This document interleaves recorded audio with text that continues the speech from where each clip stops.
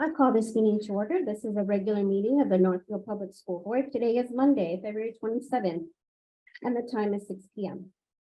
This meeting is being live streamed and recorded. The recording of this meeting will be posted on the district website as soon as.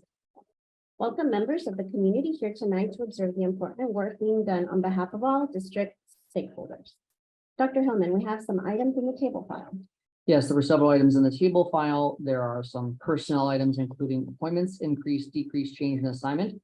There's a leave of absence and some resignations as well, and also a retirement. And then we also have an updated version of policy 808 since the packet was published on Thursday. Great, thank you very much. If there are no objections, we will add these items to the agenda as we move forward. Okay. Is there a motion to approve the agenda as presented? Moved by Jeff, second. Second, thank you. All those in favor say aye. Aye. Opposed? Motion carries. We are now on to the public comment portion of our meeting, and I have a script that I will read. Give me 1 second here. This is an opportunity for residents, business, and property owners for the board to hear your comments. You are prohibited from making comments about specific students, staff, and administrators. The board respects and values input, but when it relates to a specific individual or a specific matter, this input must be heard by the appropriate personnel, including the building principal or superintendent, and not during an open meeting of the school board. You will be gavelled out of order if your comments are not in compliance with these guidelines. Please address the board from the podium. After being recognized by the board chair, identify yourself and if you represent a group. We require that you limit your remarks to 3 minutes.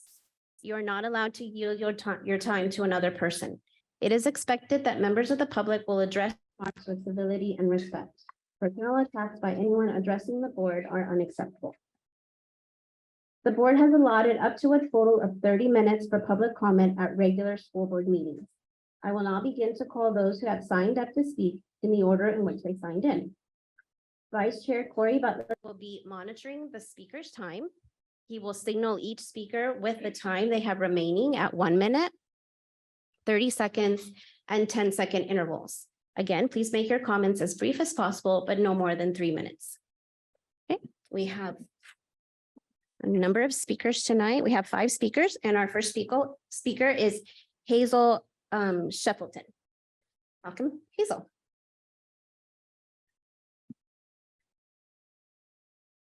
Can I move the mic down? Hi, my name is Hazel Shepelton, and I am a 7th grade student at Northfield Middle School. This fall and winter, I did knowledge bowl and speech. I had so much fun being with friends and also learning things that I might have not necessarily learned at school. Activities and sports like these mean so much to the students. In the past 2 days, when the news about the cuts came out, during lunch, in class, and in the hallways, kids were talking about the activities they were going to lose. I'm so sad I can't do football next year. I hope they don't cut bowling. I really want to do it. I'm really upset that there won't be knowledge bowl. These were all real things I heard from friends and foe alike. The truth is, middle school isn't that fun. It's a really hard time for social and mental health as we become adults. But for many students like myself, after school activities are something to look forward to. They're a place to meet with friends and learn about new things, and most importantly, have a lot of fun. Also, structured school activities keep us out of trouble. In social studies, we've learned that as citizens, it is important for us to speak up when something needs to happen. I'm speaking for not only me, but the hundreds of current and future kids who will do extracurriculars activities. We need you to help us to keep them running. Thank you. Thank you, Hazel. Okay, now we have Xander Stabno. Can you help me with your name? Stavino. Thank you. Welcome. My name is Andrew Stavina, and as we are growing up, I'm a 7th grader student at Northfield Middle School. As we were growing up, we need constant changes to learn, adapt, and evolve as a person. to take away these valuable tools in sports to help us keep certain changes to who I am. I have learned that it means to be part of a team, how to deal with winning and losing, how to follow a game plan, and most importantly, how to treat others when they lose or win. I feel like, and studies have proven that after school activities lower anxiety and depression, lower amounts of stress, higher self-esteem, and keeps kids' grades higher during the season. Thank you. Our next speaker is Ricky Drewitz. Welcome. Hi. My name is Ricky. Xander is my son. I also have a daughter in the Northfield School District in elementary. And I wasn't going to talk tonight, but I thought if Xander could stand up and do it, so could I. So we'll see. I spent a couple days looking up all sorts of studies on extracurricular activities and how important they are to our children. And I could go through pages of those that you probably already know. And then today, I went online to sign Xander up for track and field. And on the Northfield Public Schools website, it says, Northfield Middle School activities programs aim to provide top-notch co-curricular performance opportunities for secondary school students. We believe that a soundly conceived and executed program will provide substantial education outcomes for participants. In addition, we believe that an individual improvement and the achievement of personal and team goals are determinants of success beyond the secondary school years. Our programs give students the opportunity to develop socially, emotionally, intellectually, and physically. Coaches and advisors foster important skills such as leadership, teamwork, creativity, time management, self-expression, goal setting, and more. We strive to provide a positive experience for all participants, parents, and the community. It's right on our website that's what it says. And to take that away from these students is very sad. Thank you. Thank you. Our next speaker is Stace Klepnar. Hi, my name is Stace Klumnauer. I was not planning on speaking, so I don't have anything as beautiful as Hazel or Xander, but I think they said some really important things. I want to first thank you all for the work that you do, because I know that the work that you do is really important. I'm also on the city board, and it takes time and energy. And so thank you for that. We have two kids in the schools, one in the middle school, one in the high school. I worked for the past couple of years to get my youngest to get active in the community, and he won't leave the house for reasons unknown. But anyway, finally, I got him to agree to jazz band, and he came home the other day and said, don't think I can do it because of the cuts. And I got to tell you, that makes me really sad. But I also take a look, I'm a social worker, okay? And so I take a look at everything that's written down on these cuts, and I get it. I get that there's not a lot of funding, but I have worked with, thank you, I have worked with a lot of kids before and a lot of adults who don't have access to all the resources that we do in this wonderful school system. And they're going to struggle, and they're going to struggle hard. And some of them are already struggling.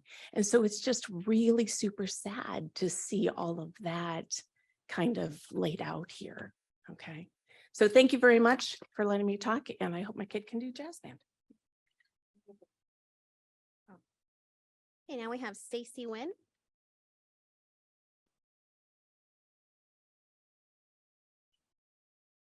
Good evening. I also would like to say, I know this is not easy for anybody. I used to be a full-time teacher. I used to be a Knowledge Bowl coach for a number of years before having my own kids. Used to teach Spanish. And once upon a time, I could see when changes were constantly made to schedules between block periods and regular periods and back to this and back to another thing, that when gaps were created in language learning, because, oh, now I can't take Spanish next semester, or I can't take it next year, or something like that, skills get lost. I am proof positive that with language, it's use it or lose it. So when I saw that Amistades at the middle school was looking to get basically cut to about halftime, my oldest daughter was in it. My youngest daughter is still in it. They've been in Spanish since they were little, and I'm really hoping that that can continue because it's so crucial for language skills. I mean, with the culture that we live in these days, if we can't learn to communicate with each other, I don't know what's going to happen to us.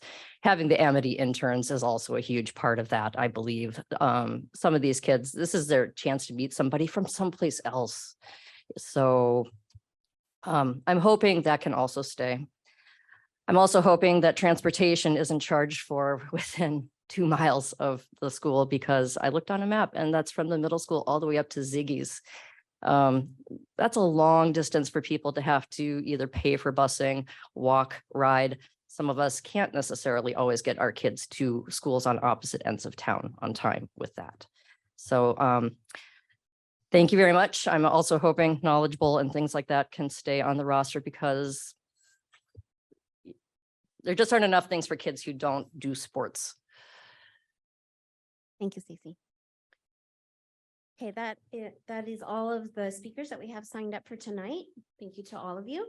We're going to move on to item 4 on the agenda, announcements and recognitions. Dr. Hellman, do you have any comment? Just give me one moment. And we have no announcements or recognitions this evening. Okay, well, we have one, and Amy is going to be presenting. We couldn't let there be an empty time spot, so. This is wonderful. Last month, I had the great pleasure of accepting this award on behalf of Matt, because he was out of town being interviewed as one of the possible National Superintendent of the Year. And I accepted this award at the Minnesota School Board Association Conference. And they are recognizing Matt for his achievement as the Minnesota Superintendent of the Year for 2023. And they said such nice words that I actually went to the man who presented the award to me, which his name is Kirk Schweindewind. Schneiderwin, yeah. Schweindewind, that's it. And he's the executive director of the Minnesota School Boards Association. And I asked him to send me his comments. So I am going to be his proxy and read what I got to hear, and everybody, a room full of people, got to hear about Matt. So here it is. In Minnesota, we have a legacy of quality leadership in the administrative ranks. Minnesota's 2023 Superintendent of the Year, Matt Hillman, is known as a strong leader who is committed to equity and excellence for all students and staff. He has been with the Northfield School District since 2016. He has also been a director of administrative services, director of human resources and technology, and started his career as a computer education teacher at Medelia Schools. He has also served as dean and principal with Belle Plaine Schools. Under his leadership, he has closed achievement gaps between students of color and different socioeconomic levels by strengthening district childcare, preschool programs, and supporting parents seeking services for their preschool children. We are proud to honor Matt Hillman as Minnesota's Superintendent of the Year. And it's lovely school bell that works. And it says, Trouble now, I've got a bell. and it says, MSBA congratulates Matt Hillman, 2023 Superintendent of the Year. Thank you. Congratulations. Thank you, Amy.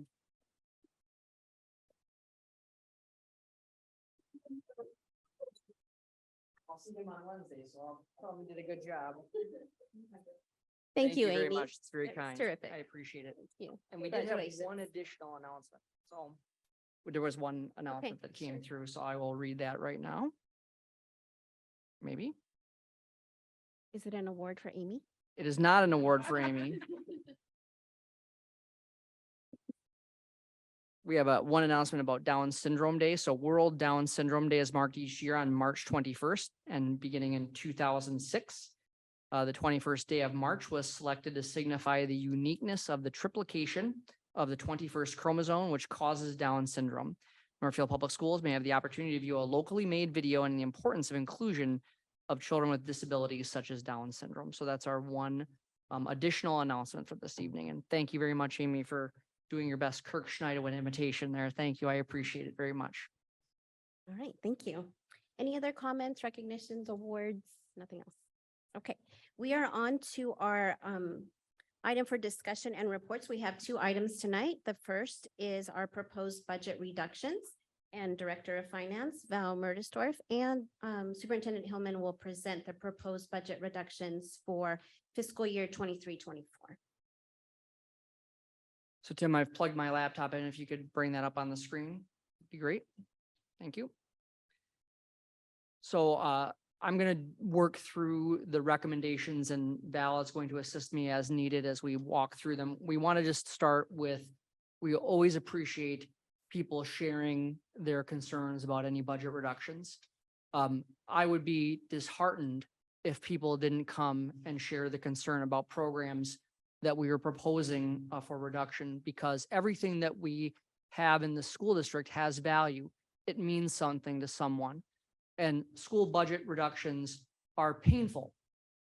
Whenever you have 80% of your budget, like all schools in Minnesota do, have salary and benefits as 80% of your budget, you can't reduce a school budget without impacting people. It is not possible. And we are victims in a couple of ways of some chronic state underfunding. So we have 30 years worth of state underfunding, where only a handful of times the Minnesota legislature met the rate of inflation. To give you an idea of how much more money we would have in our budget today if the state had kept pace with inflation since the 1990-91 school year, Northfield schools would have around 6.75 million additional dollars in our revenue budget this year, just having by kept pace with inflation. Another serious issue that we face is the special education cross subsidy.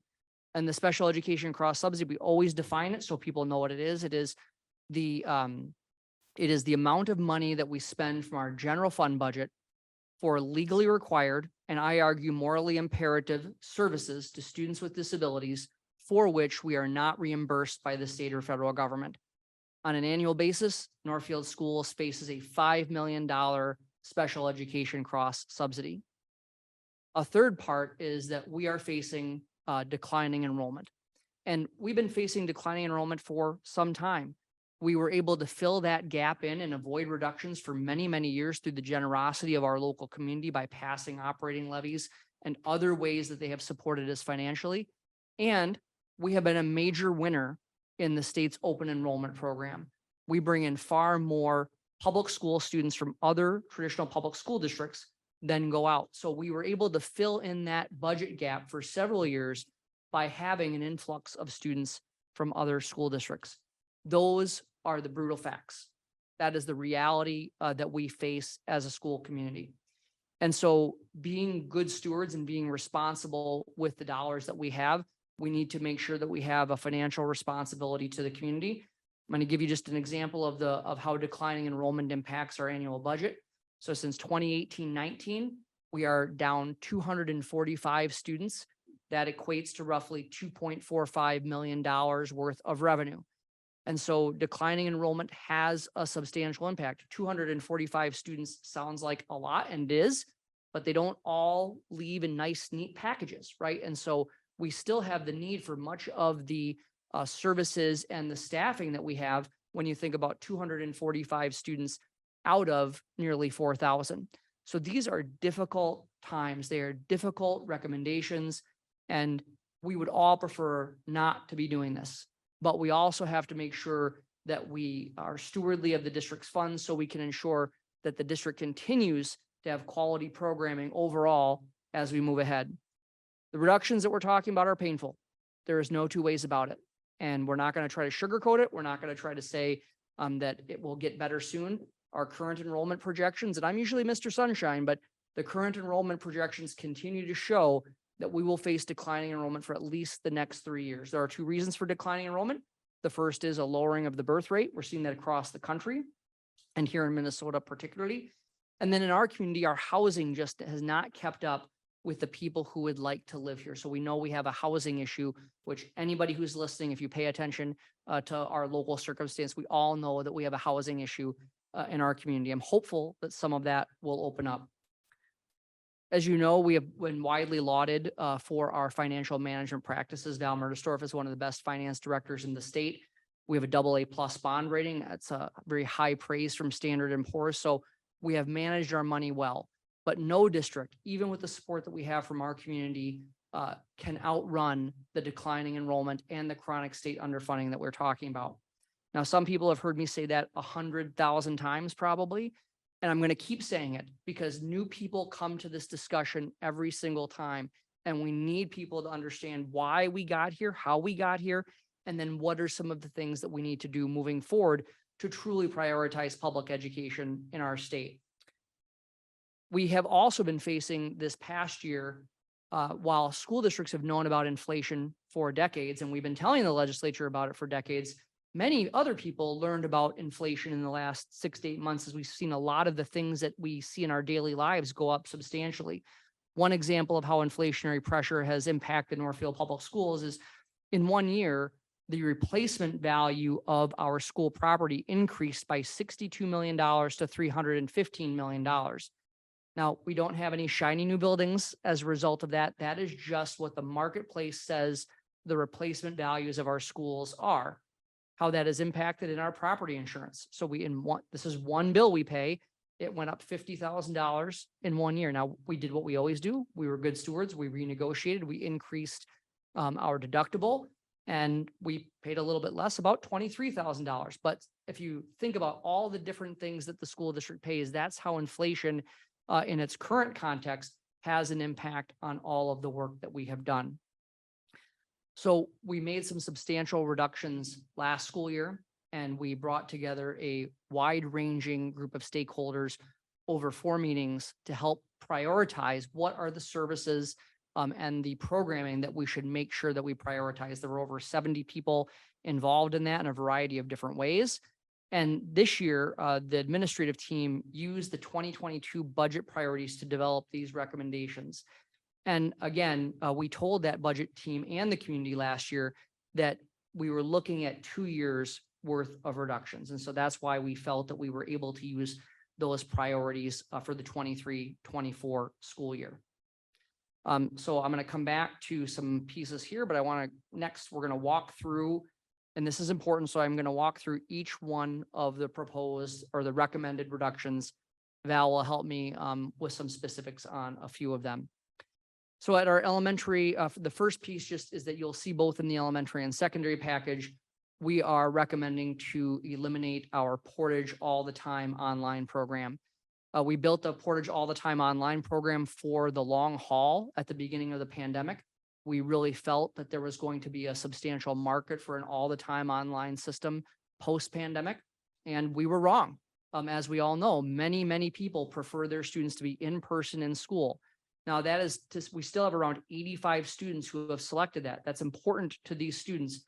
We just don't see how we can sustain that program in the long term as a school district. Despite some intentional marketing, we just have not been able to recruit open enrolled students to that program, partially because we think that that market is frankly flooded. Many districts are in this similar scenario. So we are right now working with at least three other regional districts to look at a cooperative program similar to how we started the Cannon Valley Special Education Cooperative, where one district would potentially be the host. Our students would have access to that program, and we would pay on a tuition basis for students to access that program. That is still in progress. It is not something that we have all of the details as of yet, but we have confidence that is something that will be able to happen. We'll be able to talk about here in the coming weeks. Second part of the elementary package, and I just want to go back to Portage for one moment. People in our community should be proud of how amazing our Portage staff did work. They did great work. They built an amazing program. It's high quality. People who are in it love it. this is not about the quality of the program. It is just about the sustainability of the program. So we can't talk about that without talking to people who did a really great job. And unfortunately, we just can't sustain it. So I just want to thank the Portage families and the Portage staff members who really did a good job to build a great program. It just, we aren't able to sustain it at those numbers moving ahead. We are seeing the declining enrollment at the I was just gonna clarify that the 88 or 86 is total Portage, not just elementary. total Portage, yes. It's Yep. 13 for, roughly 13 for elementary. Yep, and I was talking about both of the programs at the same time, but to hear what Val, there's 85, 86 students in the program, only 13 of them were elementary students.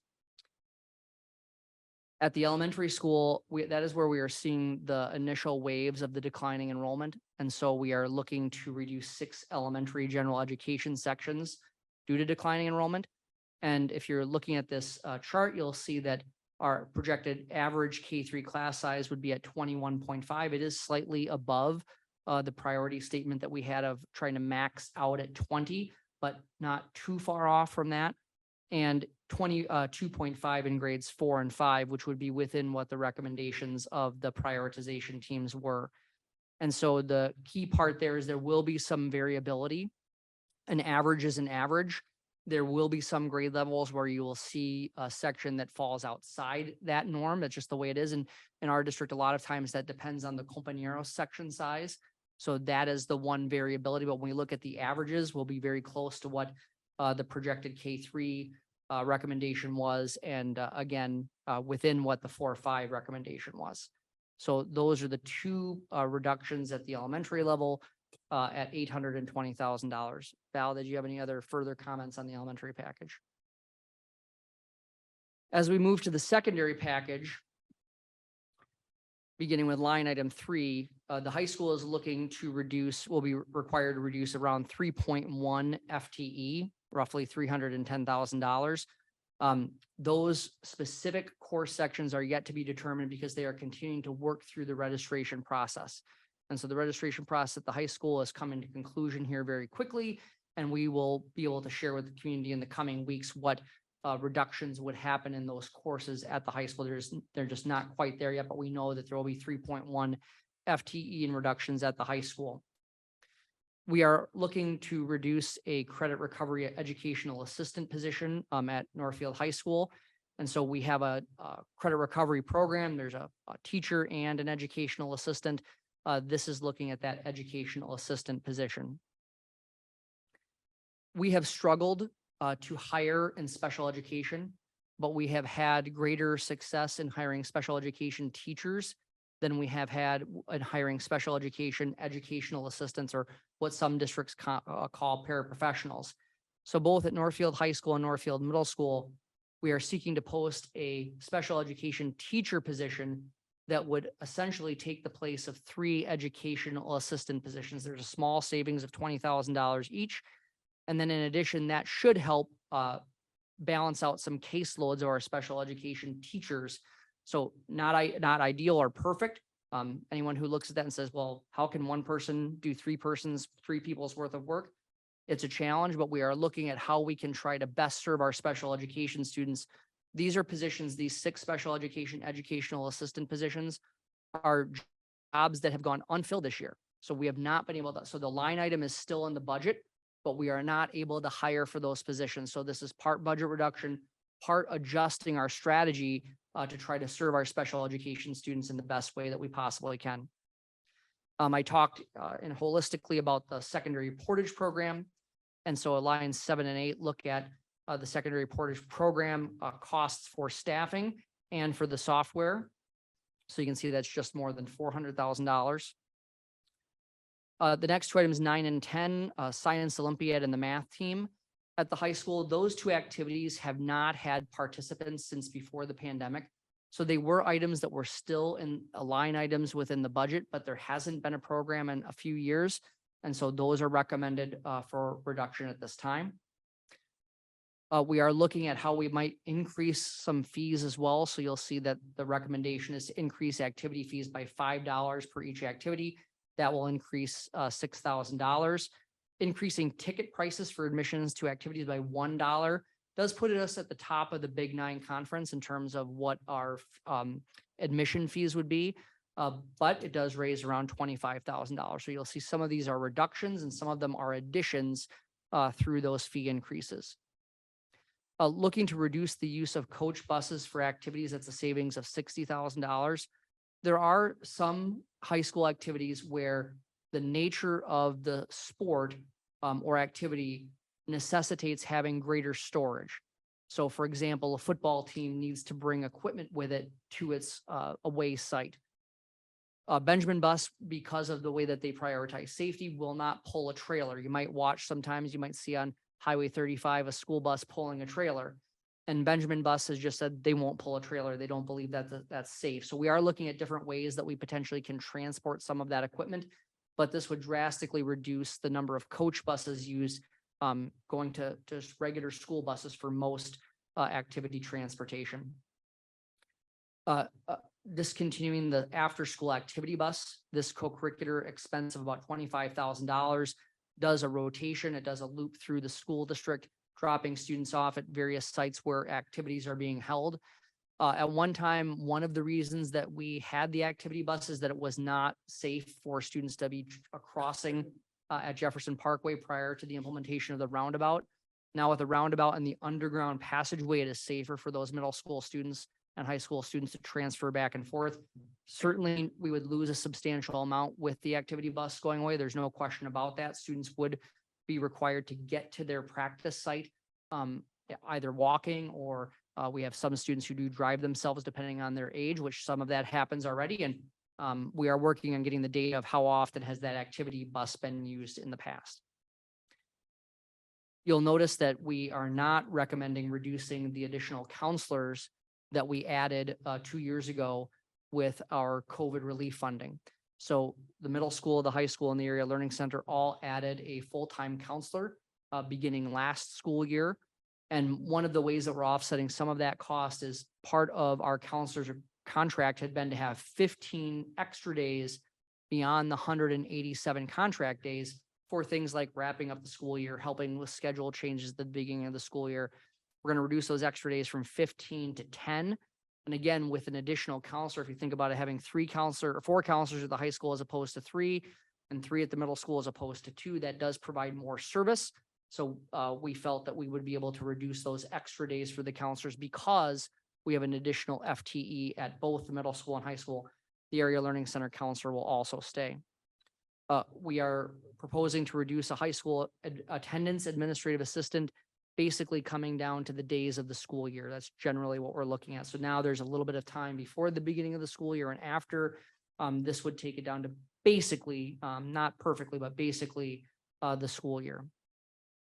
Line 17, last year we talked quite a bit about the Randolph Ag program. And we had proposed that for reduction. The board decided to keep that last year. And over the last year, we've done a lot of learning about agricultural education. And what we are going to do beginning next year is start a process toward having a more robust ag program within our school community. So we're going to start off by offering one section of ag ed at the high school. We're going to seek an out of field permission for an existing teacher as part of their already 1.0 contract to do that. So therefore, we would end the relationship with Randolph. Those students can take up to 2 courses, but the practicality is that by the time they have to leave to get back for their class period here in Northfield, they really get about 1.5 class periods worth of instruction in Randolph. So bringing them back and having that course here on campus. And we do know as we move ahead, we see ag playing a larger role in our high school curriculum for a few reasons. One of which is that there are 4 universities in Minnesota that are offering licensure for ag ed teachers. And in our tech ed area, there are no Minnesota colleges or universities that are offering that license at this time. You have to get your license to get a Minnesota teaching license in tech ed. You have to get it from Wisconsin. I'm told that St. Cloud will offer a specialized program, but the ag license allows you to teach many of the courses that you would also get in tech ed. So for example, rather than the small engines, you might end up with something like ag mechanics. I'm not saying that's what we would do. That's just an example of some of the crossover that we have there. So again, starting to bring ag ed back to Northfield through offering one section at the high school, and dissolving the cooperative that we had with Randolph, that would save around $16,000. We are proposing to reduce one administrative assistant at the Area Learning Center. Part of this is due to the reduction of Portage. The ALC office was really the administrative arm for Portage, and so we feel that we are able to do that at this time. There's also some additional partial reduction in software costs for credit recovery, just reducing the number of licenses that we have for credit recovery. We have had an academic advocate position at the Area Learning Center as a student support position. That is one that we are proposing for reduction. A restructuring of the middle school schedule to a 6-period day. Currently, it's a 7-period day. Really, the savings there comes from right now we have 5 teachers on each 6th grade team. So they teach 5 different core subject areas. So we would take that from 10 total FTE to 8. There's a couple of different ways that we can accomplish that schedule change with 6th grade. One involves combining a couple of core classes into one course. Another is another creative scheduling methodology of how people would teach those courses. That is still being worked through as to what that approach would be. And then there's some other, for example, 6th grade music would go to every day as opposed to every other day under a 6th grade or under a 6-period day at the middle school. So that is the way that the middle school is looking at achieving some of their reduction. As we have heard tonight, we have proposed the elimination of middle school activities with the exception of student council and web. You want to clarify that there are some music extracurricular, co-curricular kinds of programs, jazz band, division street singers, a chamber orchestra. That is not part of this recommendation because those are funded through a different pathway. So those are not included in this particular recommendation, but it would be things like Knowledge Bowl, speech, football, volleyball, wrestling, golf. Those are some of the activities. Now, I think it's important to note that we understand totally how important it is to have good, productive things for middle school students to do after school. There's no question we subscribe to that wholeheartedly. We are currently reviewing options to where community education could run an intramural program after school in replacement of interscholastic competition. So the concept would be that we would be able to offer some athletic activities after school, but they wouldn't be the normal kind of interscholastic competition playing Lakeville or Farmington. So we will work with our community partners to make sure that there is a strong program for students to select from after school, but it will be different. In addition, some of the non-athletic activities are natural carryovers to be run through community education. Last year, we did shift 2 high school activities from the general fund to community education, chess and cheerleading. And both of those programs have some of the best enrollment that they have had in some time. The costs are more. There's no way around that, right? The costs are more than what they were when they were in the activities department. The parents in those areas, in those 2 activities did step up and do quite a bit of fundraising to provide some of the opportunities like traveling to another school to participate in chess, but we have had some success in that limited experiment with that over this past year. And as we know, our community education program is excellent and has the ability to do a number of those things and to do them very well. Our current school psychologist at Northfield Middle School currently has an overload for a couple of different pieces, including some supervision. We would reduce that back to just a regular 1.0 position. The Northfield Middle School Spanish elective, the Amistades elective, would move from every day to every other day. And so those students would still have access to that, but it would go from being every day to every other day. And different programs have had that every other day component for several years. Looking to move the WIL program, educational assistant, out of the general fund into achievement and integration funding. The WIL program is a student support system at the middle school. It has a teacher and there's also an educational assistant. And in this case, we are using some of our achievement and integration grant funding to be able to capture that from the general fund. So those $1.48 million, those are the reductions that are being recommended at this time for the secondary package. Val, are there clarifications or things that you'd like to comment on with the secondary package? No, you were very thorough. When we get to the district services package, and as as many people know, in district services, we are routinely looking at how we can combine roles and do some budget adjustment through attrition or other kinds of lower costs in a number of different areas. So that's what you're seeing in here. We are looking at, we did reduce, this has already happened, but we'll realize the savings in next year's budget. Reducing the child nutrition administrative assistant and combining the duties from that position with the district office receptionist. This is a common strategy that we use when someone from the district office leaves, to look at, is there a different way that we can provide that service? In the last 4 years, we've combined 4 administrative positions into 2. And then this administrative assistant position is just another example of how we look at, are there ways that we are able to be more efficient?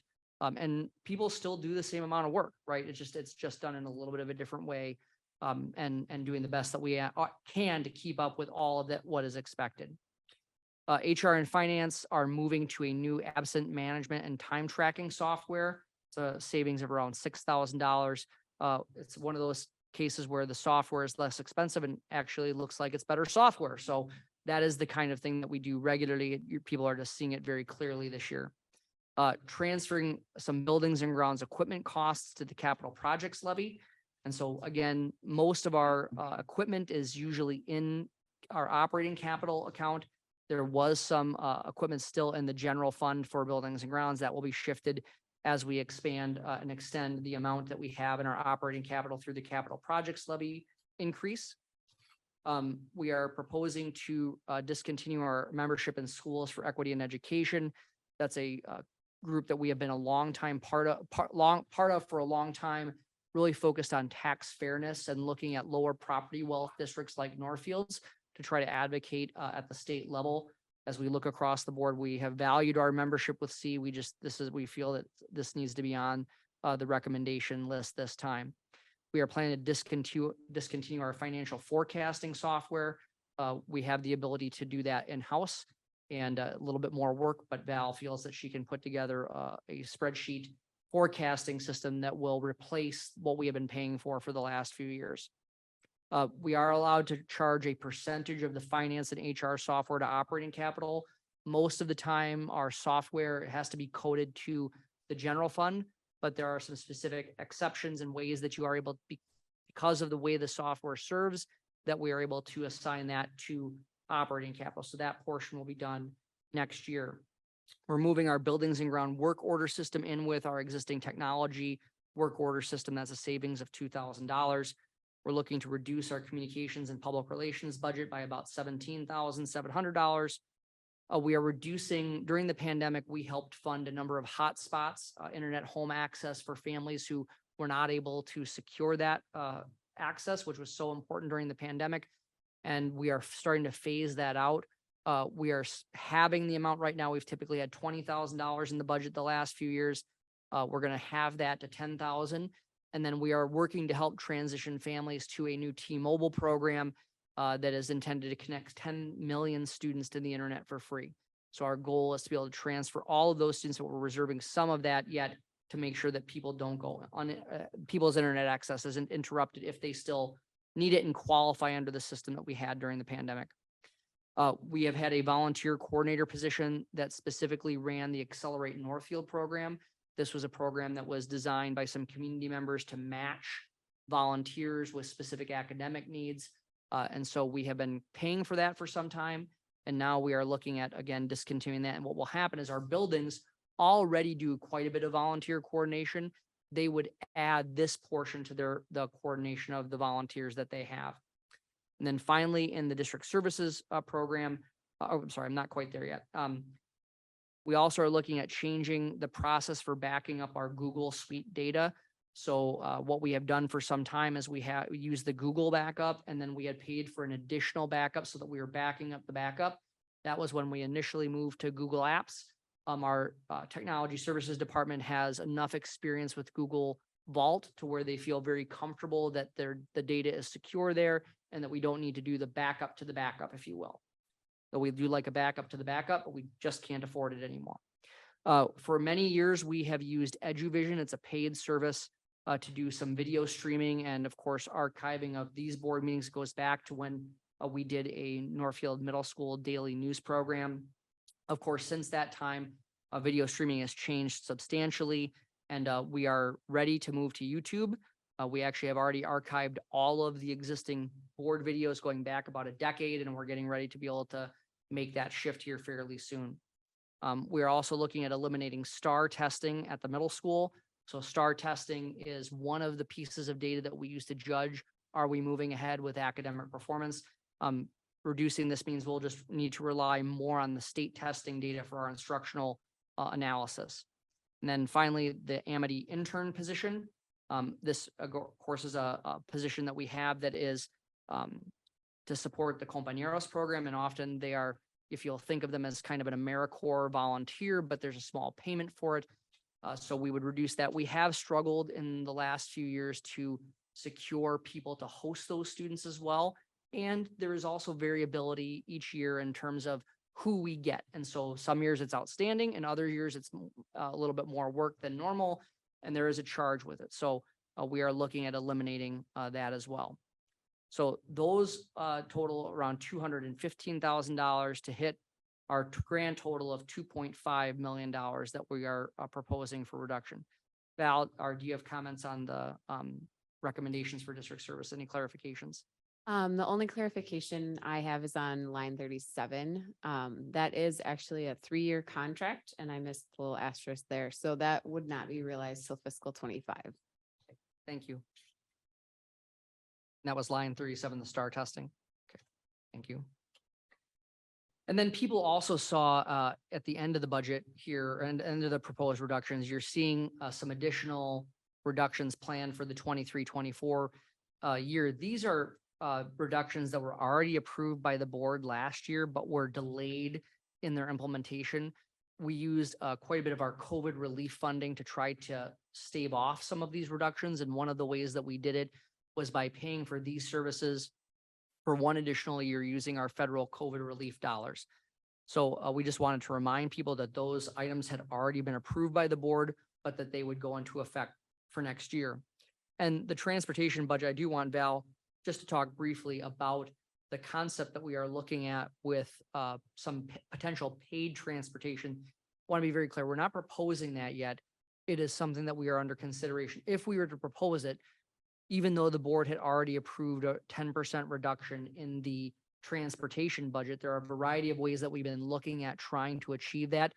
If we did choose to look at a pay for transportation model, the board would obviously have to approve that portion. But Val, would you please talk about what we're looking at with transportation? Sure. So I've been meeting with Benjamin Buss over the last couple of months just to look at different efficiencies or ways we could go about this. And they are very efficient already. So this has been a challenging ask. But one of the options that we've looked at is increasing the walk boundaries. We are required by law to transport if students live 2 miles or more from their building. We currently transport at about 0.75 for elementary and 1.0 for secondary.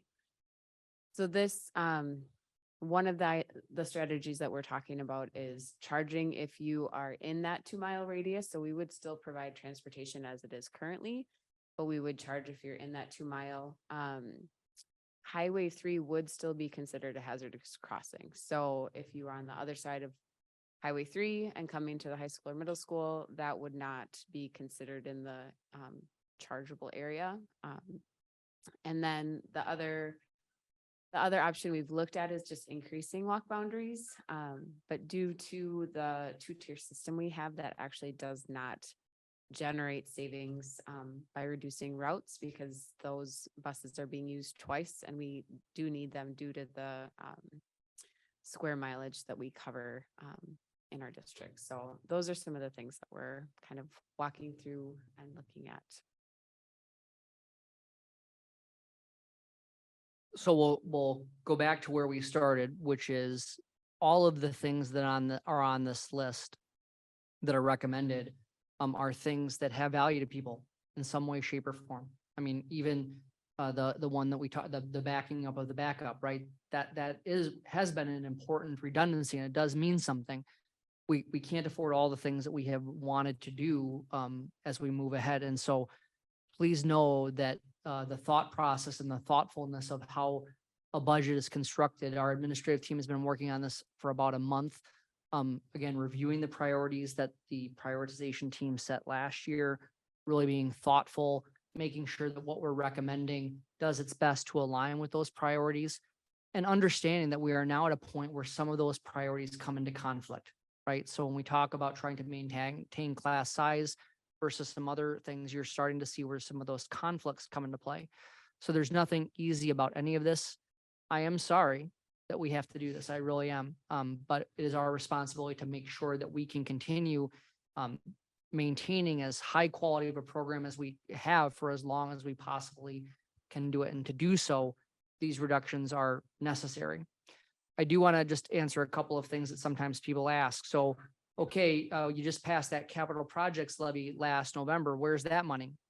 Well, the truth is that, first of all, that those dollars aren't realized until the 24-25 school year. So we're waiting for that influx of additional revenue for another year. Remember that the capital projects levy is primarily designed to make sure we are able to keep up with maintaining our facilities, maintaining things like our parking lots, things that aren't very exciting, right? But that you need to do to make sure that the system can run well.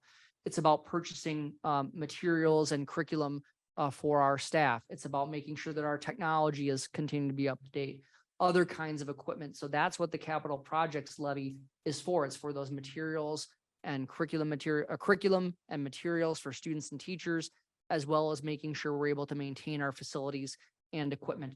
We very rarely buy anything brand new, right? We bought a used plow truck last summer. We try to be the best stewards that we can. About $500,000 of that new revenue will be used. The law does allow us to pay for a specific set of employees' salary and benefits from the capital projects levy, and those are our computer technicians. And so beginning in the 24-25 school year, we will pay all of those staff members' salary and benefits from the capital projects levy.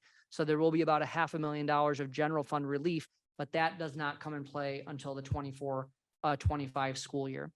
And then I'm going to talk specifically about the legislature and my superintendent update. So I'm going to stop here. We want to entertain questions that board members have. Val and I will do the best that we can to be able to give you as detailed of an answer as possible. And if we don't, I mean, we're not asking you to take action on these until April 10th. So we want to make sure that people have plenty of chance to hear about it. We have 2 public hearings scheduled in March for the public to be able to come and share their feedback. As you know, we believe in public participation, and this is the beginning of this process. So we thank you for everyone's attention, and we know that these are difficult things to talk about, and we look forward to answering your questions. I talked about those 3, the final 3. We did talk explicitly about transportation. I didn't highlight the other 3 that are already scheduled for next year. The high school parking lot and security monitor is scheduled to be reduced at the end of this year. Again, that was something that was already approved by the board last year. Bridgewater has some additional small group reading support, and that is scheduled to sunset at the end of this year. And Greenville Park, for a period of time, every elementary school has at least 1 behavior coach, and Greenville Park for a number of years has had 2. So they'll be sunsetting one of the FTE for the behavior coach at Greenville Park at the end of this year. Again, those 3 budget reductions were part of the package that the board approved last year. But we put them on here so people recall that those things are going into effect for 23-24. Thanks for clarifying that, Claudia. Thank you so much, Matt, for your presentation, and Val for helping. And we recognize the amount of effort it took everyone, all the administrators, and yourself and Val, to put this together for us. And so we will, it's heavy. And so we'll just have our questions and have our discussion. But I just wanted to appreciate the effort you put into a difficult situation. So board members, if you have any questions, I'll call on you. I'm sure you have lots. And so if you could keep it to 2 and we'll bounce around. Okay, Robert and then Ben. Well, I'm a new and temporary member of this body and haven't had a chance to get to know all of you very well yet. But one thing I have learned about everyone up here is that you all care about the children in the schools. And I don't think I'm going out on a limb to say that the necessity of budget reductions are hard on all of us because we want our students to have every opportunity to be successful. It's one thing to talk about declining enrollment and full state funding for our schools in the abstract. Is quite another to see this detailed list of programs across the district that truly benefit our students up for possible reduction. All of these proposed reductions would cause pain and be a loss to our district, and several of them have the potential to impact a great number of our students, families, and staff.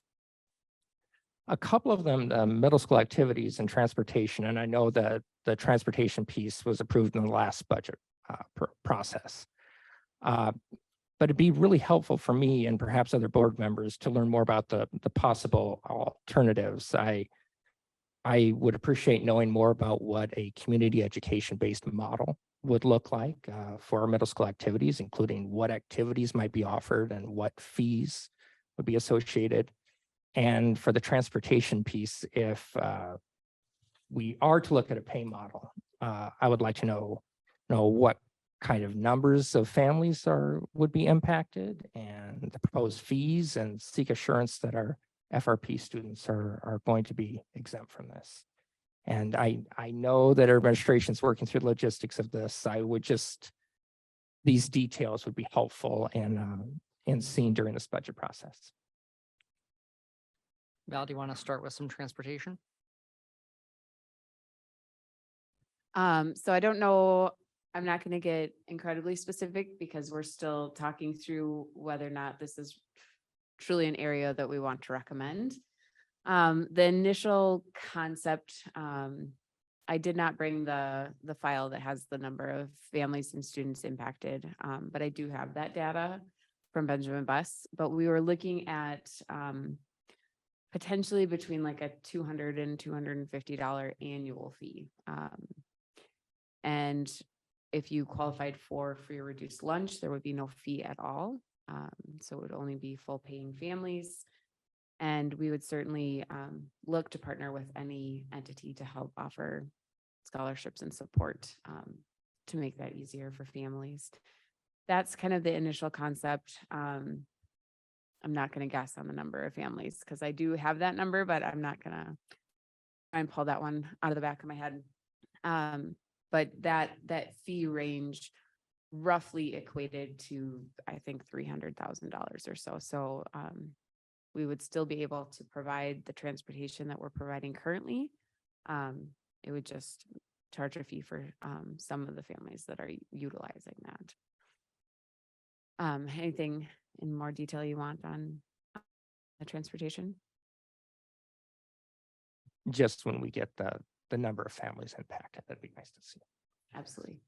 And I think it's fair to say it, while it is not something that is, I don't think it's fair to call it commonplace yet, but we do know that there are some other districts that have adopted this model. I can't say whether successfully or not, but we do know that other districts have used this model. It is not regular, it is not commonplace, but it is one way that some districts have used to try to accomplish some similar goals that we have as well related to budget. And then in terms of the community education based intramural program, that is a part that is still in development. But if you think about any community education program, it is really based on interest. So you will find out from the students what are the interests that they have in terms of it. I'm specifically talking about intramural athletics right now. So the truth is that could change substantially over time. What we offer next year could be very different than what we offer 3 years from now. If you are a regular viewer of our community education brochure, if community education knows how to do something, it's build programs, and they built some excellent programs. Those programs obviously are popular and then wane over time. For quite a while, the most popular community education program was lightsaber dueling. That was a class that they did in community education. It was very popular for some time, and then it waned. And so our vision of any kind of after-school intramural program would be to provide an opportunity for students to engage in exercise and do all of those things that we know are essential to their mental and physical health.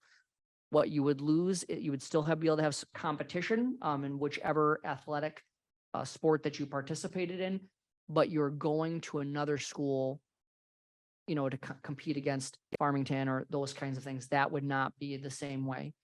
One other option that we will certainly explore, which we have a template from previous years, and this does not apply in every athletic activity, it can't. But 10 years ago, 10 years ago now, we eliminated 7th and 8th grade basketball.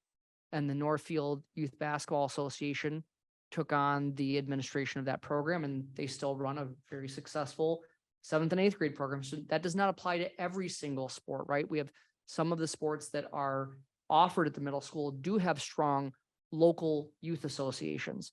Others do not. And so that is a part where we would have to continue to work with. So the possibility for that, what you would, it isn't interscholastic, but intercommunity competition potentially could be through a local youth, a ramped up local youth association component.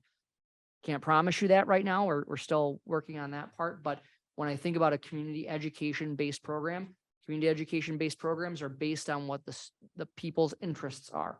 So what those interests would be are what would generally drive that program. It'd be an immediately after school kind of program, but it would lack that interscholastic feel, if you will.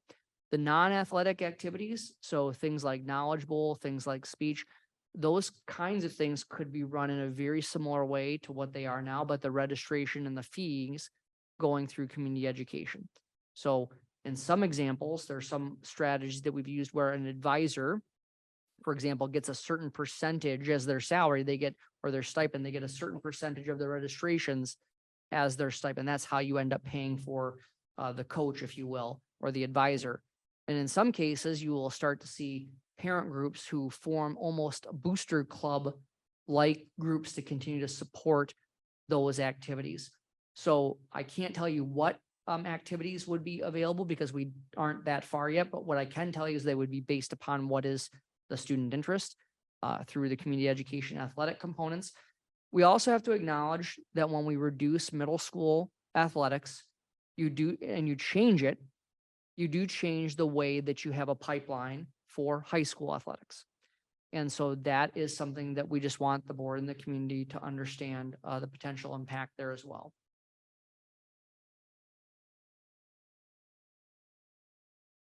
All right, thank you. Val, quick question on line 54 for the transportation piece. Is that, you said 300, is it 350? Is that sort of the anticipated if you were looking at the change to 2 miles, or am I reading that right?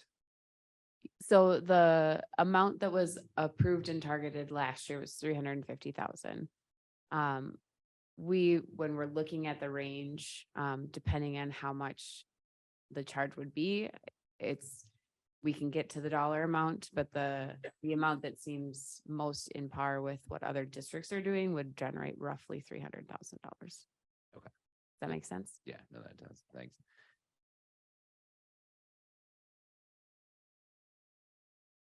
Targeted as part of these reductions, is that what's the total participants for this past year? Do we have that number? We do. 717. 717. And so that would be not necessarily students, but participants. Duplicate, yeah, participants. Yeah, That would be a so- duplicated count. And that represents about 70% of the middle school. It's a duplicated count. So that's not necessarily the case because someone could have participated in 2 activities, right? So somewhere between say 50 to 70%. there's no question a lot of middle school students participate in these activities. Okay. Thanks. Those are mine. Thank you, Ben. Okay, Jeff. Yeah, I would just like to make the comment of, you saw the letter that came across from the mom that is a Carleton graduate and also went to Northfield High School, which I mean, I obviously bring that up a lot because I graduated from here and I'm very proud of that, very proud of that. And she was writing the fact that she moved back to Northfield so her middle school kids could get the same opportunities that she had on sports and things like that. And I mean, I've been involved with sports and activities for many years, and we're lucky to have a guy that knows how to win games as our Bubba in there now. And I think that one thing, if you really start cutting back on the middle school sports and you don't have any activities and you don't have a feeder program, by the time you get to you know, senior high, you know, you're going to be looking at some, you know, you're kind of disadvantaged, I think, a bit in how you're going to compete with some of the other school districts, but that's just my opinion. I think that there's many creative ways that we could go back and look at that and see what that budget is like and how we could, you know, tweak things. And I also don't want to, well, I want to thank all of the speakers we had up here, some kids that are good speakers, and you know, made some very, very valid points, and the parents and bringing that stuff up. So I think we need to maybe take the deeper dive on the middle school sports and activities and try to be creative in how to minimize that. And also at the same time with anything else on this reduction list, I don't want to minimize anything. So it's your opportunity, if you see some things that are on the list, to speak up and out to the board to get your points across, so you feel represented here in this process. And I think with that, I'll pass. Thank you, Jeff. Amy? So thank you to all the administration and people involved in this, because I know that this is hard for everyone to go through. I want to continue the conversation both on the middle school activities and transportation. So with the middle school activities, I think I would like to see an actual list. We know what's being cut, but what still remains, because when you mentioned that some of the music activities still remain, I would like to actually see what those are, and if there are others that are funded from different revenue streams as well, because I think it's confusing to me. It's going to be confusing to all of the parents to understand why we're keeping jazz band, but we're not keeping soccer. So I want to understand that. And I'd also be interested in hearing from Erin to see what activities she would pursue, whether she'd try to pursue everything that would be reduced, or whether she would start out in a different area.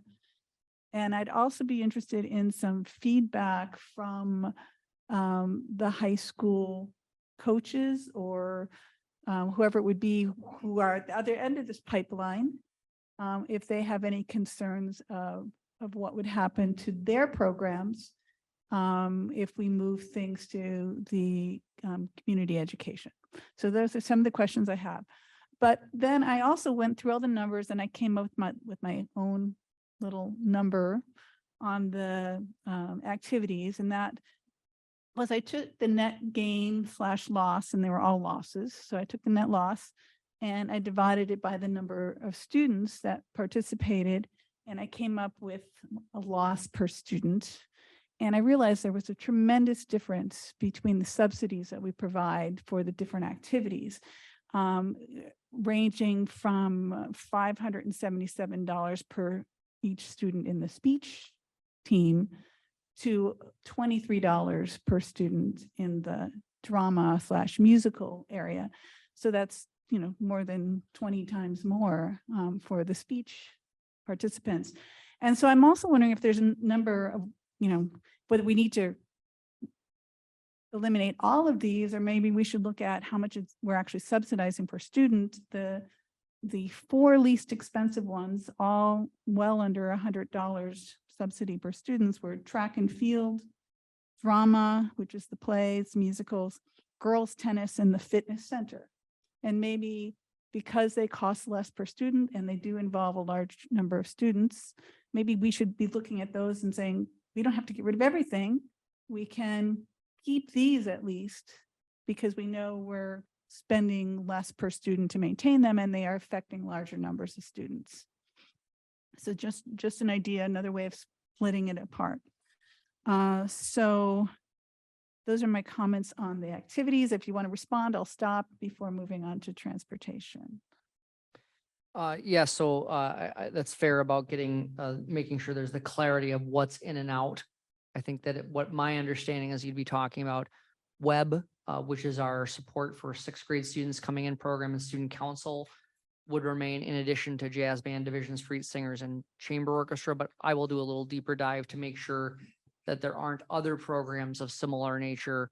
Like, for example, I think some people might look at the middle school youth program, the middle school youth center, as an after-school activity That's not included this because it's not under the activities budget, but I think most people colloquially would think of it as an activity. So we can clarify anything that happens after school. Here's what's in and here's what's out, no matter what funding source it's from. So we're talking really about what you would typically think of as co-curricular or extracurricular activities in the traditional sports and non-athletic activity module, but we can get the specific details for you for the next meeting. I have already heard from a number of the varsity coaches, so I can assure you that they are paying attention and expressing their perspective while also understanding the big picture, right? That we have a lot of difficult decisions to make. And that's something I do want to just say right now is that I've been very appreciative of, as I said at the beginning, I would be disheartened if people didn't come here and share that these things concern them, right? That would mean that it didn't mean something to someone. I also, on the flip side, appreciate that most people, and all of the people here tonight, including all board members, understand the big picture, right? They understand the part that we do have difficult decisions to make and that none of these are easy, but they impact us in an individual way. And I just want to thank people for that because it is important that we understand how each of these potential reductions impact us personally, but also about the challenge that we have in the big picture. So that's on the coaches. And then we can do some analysis on the cost per student. And what I would say is that I understand that we frame it as a net loss or gain, but these are programs, right? We're not a bank. We're not trying to make money, right? We're trying to be able to have enough money to be able to pay people to do good things for kids and to be able to have a solid budget surplus or budget reserve, to be able to handle a number of unanticipated things. Example, when this board approved $1 million for health insurance to make sure that our hardworking staff members did not have a massive increase in their premiums like many people did during the pandemic, right? That's something that we can do with fund balance to support our staff members. So I understand that when we look at it, there's a more amount spent per student on some, and I understand we frame it as a loss, but in actuality, if we looked at it that way, all of our programs, right, would be that way. There are always going to be some programs that are more expensive to run per student. And we always look at that. What's the cost per student? When we do get into activities, we do have to consider Title IX as well. So that's one of the parts where it becomes difficult in terms of looking at all of the different sports, especially, and saying this one can be in because it costs less per person than this one. That's something else just for people to understand that we have to take that into consideration as we're moving ahead too. So we can get you some additional details on making sure you're specific about what's in and what's out. And then just, of course, the coaches are in the loop. And I understand the way we look at that from the cost per student, but it is part of what we do, right? And just hearing your response made me think of two more questions that I have for the middle school. First is the admission fees for the play. We don't show any admission fees and revenue that way. And I'm thinking the play musical might actually pay for itself if we're charging some admission. No, you can't come up with $23 at admissions fees per student. It does not pay for itself, but it does obviously have a small offset. Okay. And that was my main one. And the second one has left my mind right now. So I also wanted to follow up on Robert's comments about the transportation. I think that's a really big question for all of us. For me, I think safety is always a big concern, and I know it is for everybody else here too.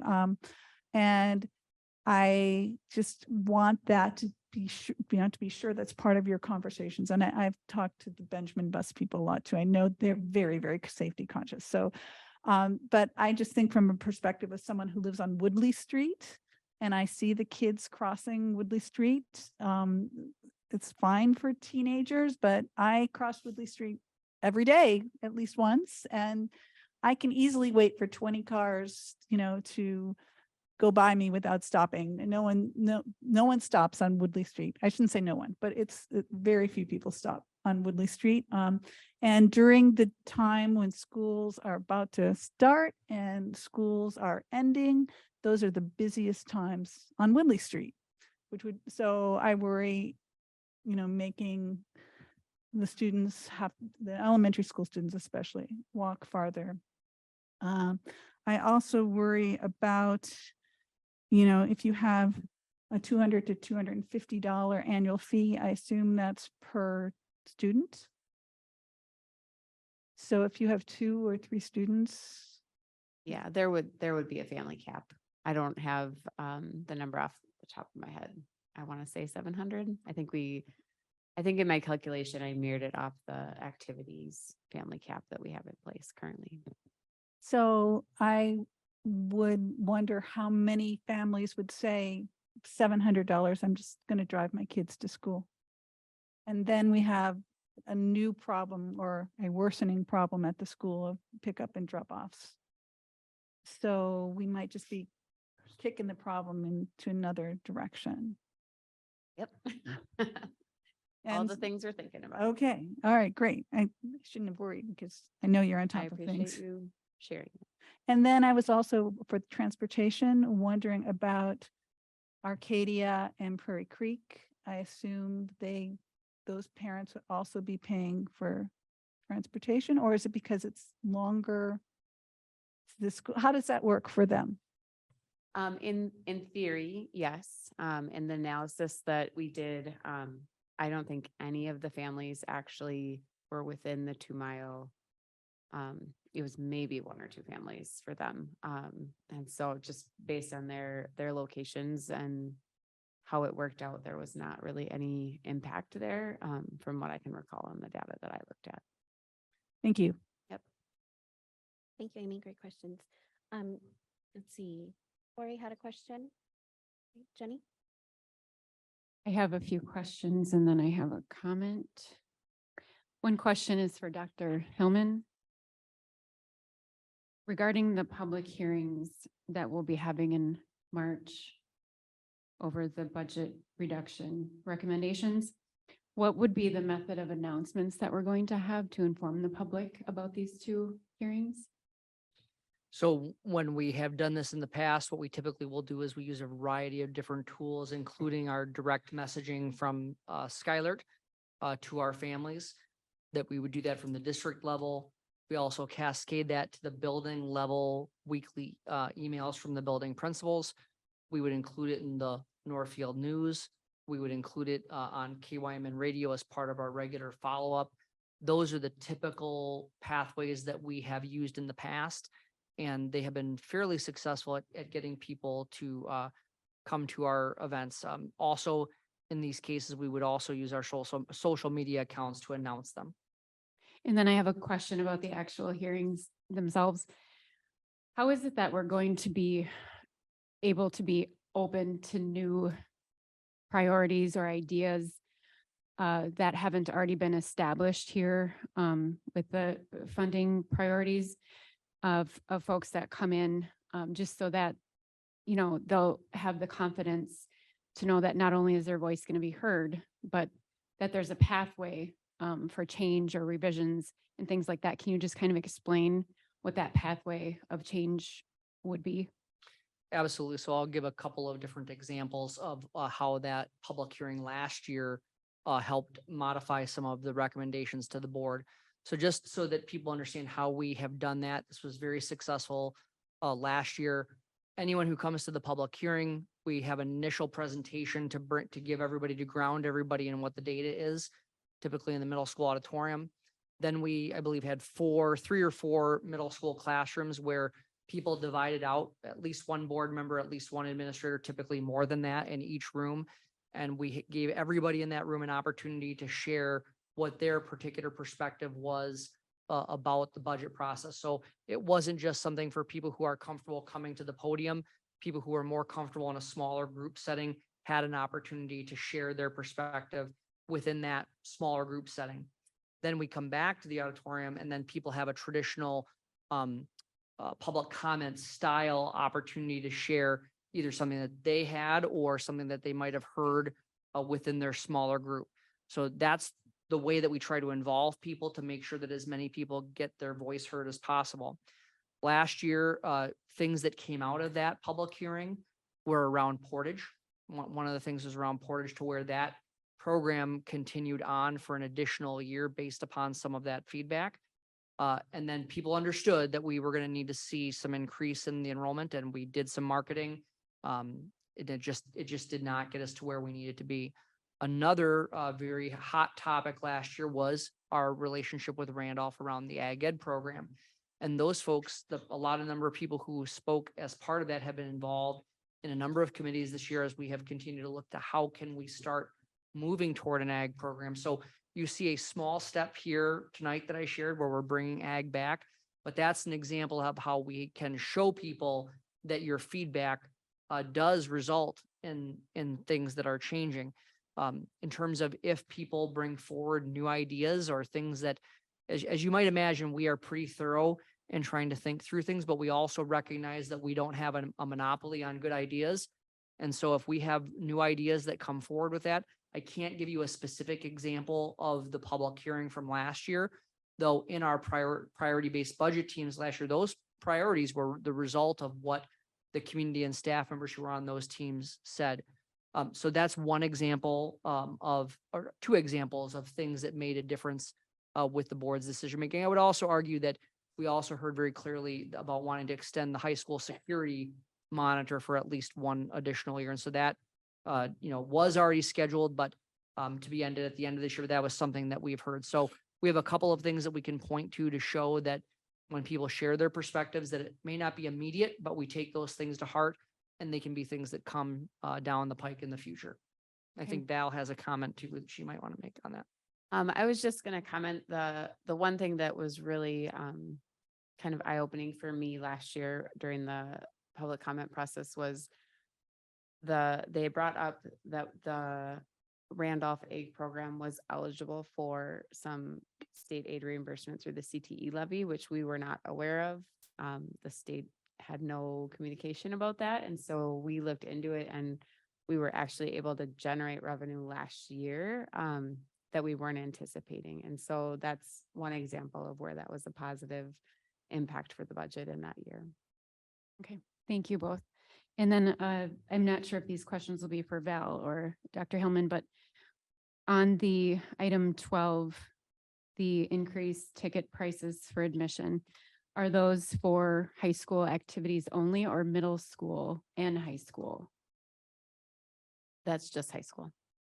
Okay, we currently don't have ticket pricing we're not charging admission for the middle school. I don't believe we are. I can't say that with certainty, but I know that the calculation for the 6,000 was specific to high school. And I agree. I don't believe that we charge admissions for middle school athletics. Something like the middle school play, we have charged admission for, but most middle school activities don't have an admission fee for the games, if you will. Sure, and that's understandable. And now that we're in kind of a different position financially, is that something that could be considered to increase revenue with the middle school sports? Yes, so it's something we can certainly talk through and see how much revenue that might generate. Okay. And then with the athletics and coach busing, do we own utility trailers right now that would normally be used in transporting sports equipment with a bus? Val, No, we don't own any of that. That's 100% provided by Benjamin Bus. Okay.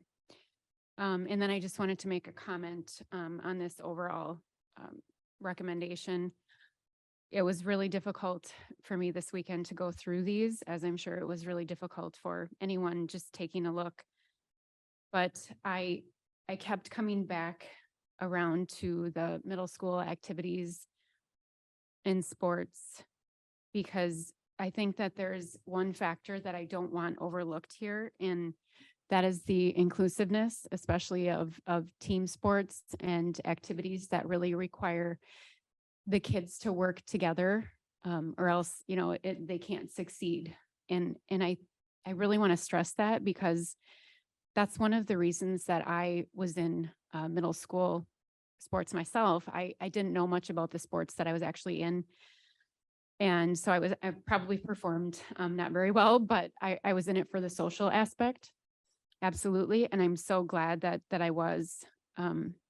It taught me a lot about And it really helps with social development. And I think that that's something that we are really looking to push from both a community aspect and a school aspect. Is we want the kids to grow socially and not just academically. And in fact, that's one of our within our strategic plan, is that we prepare kids not only academically, but socially, so that they'll be socially ready to enter the world after graduation.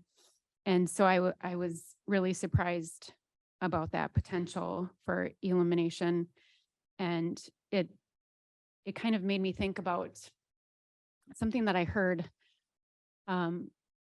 I think that kids playing team sports and team activities, they get to be with their classmates, and it's outside of the classroom, which I think is also really important for that development, not only for the development, but for harmonizing. They're actually harmonizing together. And I think that in the world that we have right now, experiencing a lot of divisiveness, I think that that's really critical right now. Thank you. Thank you, Jenny. Okay, Corey. Thank you. I don't really have a comment on anything specific. I do echo some of the comments from fellow board members here, specifically around middle school activities. I do want to have a request and then a comment. I echo what Jeff said earlier about engaging in this process. It's critical to this conversation. We have 2 more board meetings before we vote on this. We have 2 more public hearings. So please come, engage, email us, call us, let us know what you think about how it impacts you and your families. So just want to echo that. A question for either Matt or Val. I know there's been some conversations around, obviously we're looking at $2.5 million, which is roughly 4% of our budget. It's not insignificant. But we just had a year-long conversation about a high school building, which could have been 40, 60, 80, $100 million. Can you explain school financing 101 here and how these buckets differ for those who maybe aren't as clear on that and are wondering how we could push forward with the high school while also looking at a second year of cuts? Want me to take that one? I'll let you take it. So I would take an hour to answer it. You'll take 5 true. minutes. so. I'm glad to take this one. So the difference there, any building project that the district would do, there would be an associated bond for. And so the voters would have to approve it. We would bond for the money and we would receive that money specifically for that project and then pay that back with our debt service levy over time. The general fund budget is for our operations. So the common phrase that you'll hear people say is levies are for learning, bonds are for building. And so the levies and the state aid and the revenue that we have pay for the great people we have doing good things for kids. And any project we do has to have an outside funding source because we do not have that kind of capital just lying around. And so there's specific funding that's restricted and can only be spent on that. So if that was something to come up in the future, it would be voter approved, well publicized, and would be a completely separate pot of money that we do not currently have access to. That sum it up well enough? Thank you. Anyone else? Any other questions or comments? Okay, Amy. So I have questions on other parts that have been suggested. On the restructuring of the middle school schedule, I would be interested in finding out just what that means and getting more details on that. I am curious if the drop from 7 periods to 6 periods would mean that the students would all have one less chance to take an elective, and whether that would be meaning they only have 1 elective then that they would take, or do they still have 2?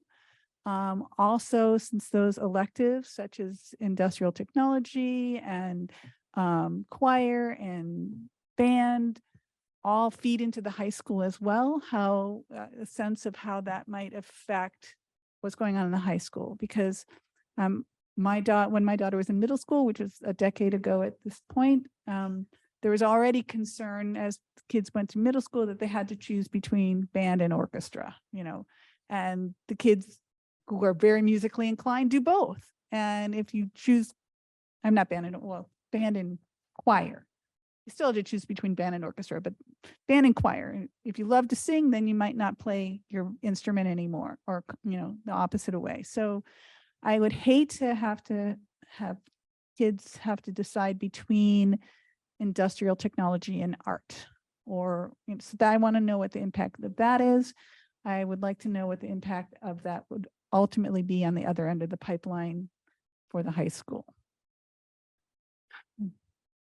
So without getting into the details of Greg's scheduling, if there will be an impact, you will have less things that you can take, right? When you had 7 periods before and you have 6 periods now, you will have 1 less class period to take.